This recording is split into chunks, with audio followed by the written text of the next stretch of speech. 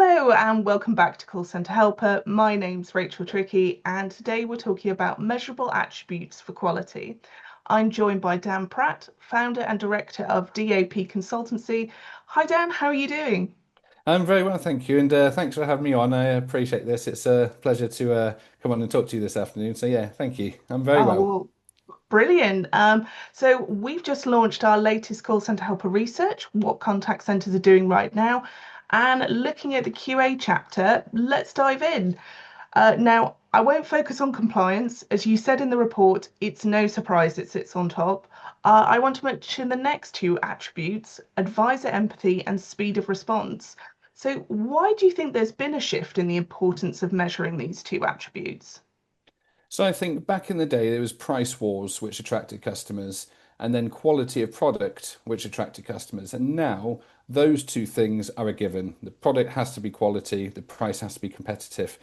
So now we're in the realm of empathy and customer service and that sort of area of wars between companies. And that's the only way that they're going to win is by doing better than the others. In the same as Formula One, you strive for the tenth of a second, but you add all those tenths up, you become 1 second quicker, and that's what makes you win. So, in all of those little areas along the customer service journey, empathy is one of the key things that people are looking at the moment. They don't want to just be a number. They want to be respected as a person, as a valued customer.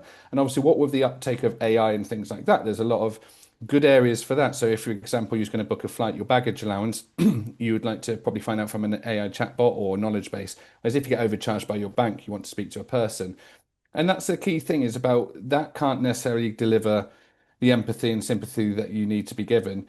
And customers want to be heard. So even if they're not going to get the answer that they want to get, they need to be respected. So, for example, if you wanted to change your flight last minute, excuse me, sorry, if you wanted to change your flight last minute to a different day, you call up and say, I really want to change my flight. Can I go earlier than Saturday? I want to go on Thursday instead now.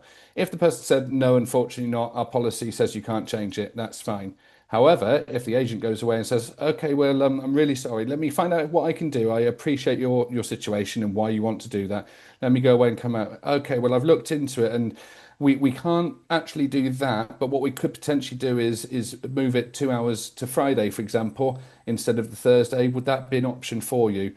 And if they say yes, that's fine, do walk away. The person was happy. They still didn't get what they wanted, but it was the way it was handled and delivered, and that empathy and that understanding of why they want it done. And that could mean anything in a restaurant, burnt food, or a banking situation, being overcharged, or whatever it may be. It's about that human approach and thinking of the other person. If you were going to be late meeting a friend, for example, in a bar or cafe or pub, you'd probably send them a message, say, I'm going to be a few minutes late. And then when you arrive, you'll probably be a bit apologetic. You wouldn't just turn up late and then say, it is what it is, and carry on with your lunch.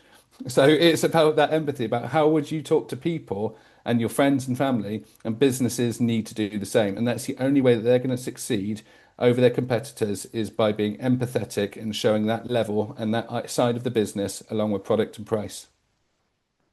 Yeah, no, I completely agree. And, if you were a contact center leader who wanted to focus more on empathy and response time, how would you start?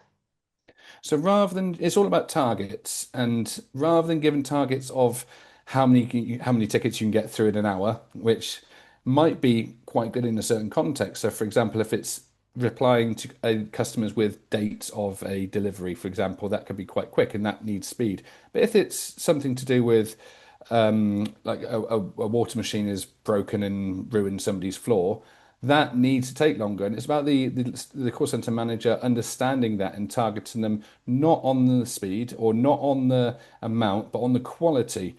And once that's been delivered, it's about well, you could use AI to determine the sentiment within the correspondence.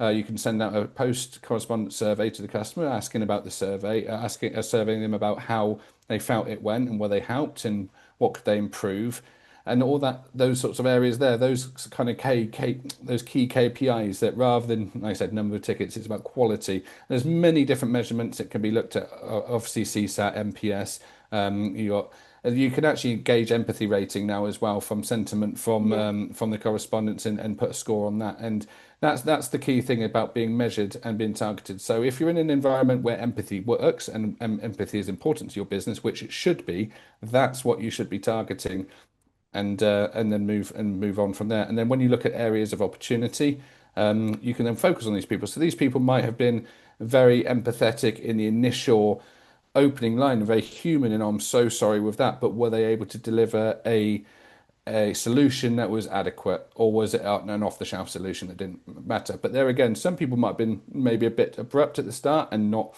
quite as friendly or understanding, but then provided a really good solution. So you've got two areas there where there is opportunity to improve on, and it's a case of constantly monitoring that, taking that feedback on board, and taking it. And complaints and feedback should always be looked at a good thing. This is not an annoying thing. A lot of companies look at complaints and negative reviews as an annoyance, but it's not. It's literally people that are giving you free advice on how to improve your business. Now, you can get consultants in to analyze all of this sort of stuff, which obviously costs money, but these customers are it's a team of people out there that are giving you all of this advice for free and asking you how to improve your business. And it costs a lot more to acquire a new customer than to retain a previous one.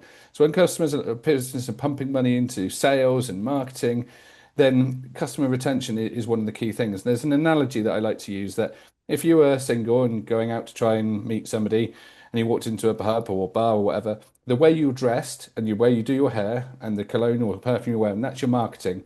When you go over and speak to them and do your chat up line, that's your sales pitch.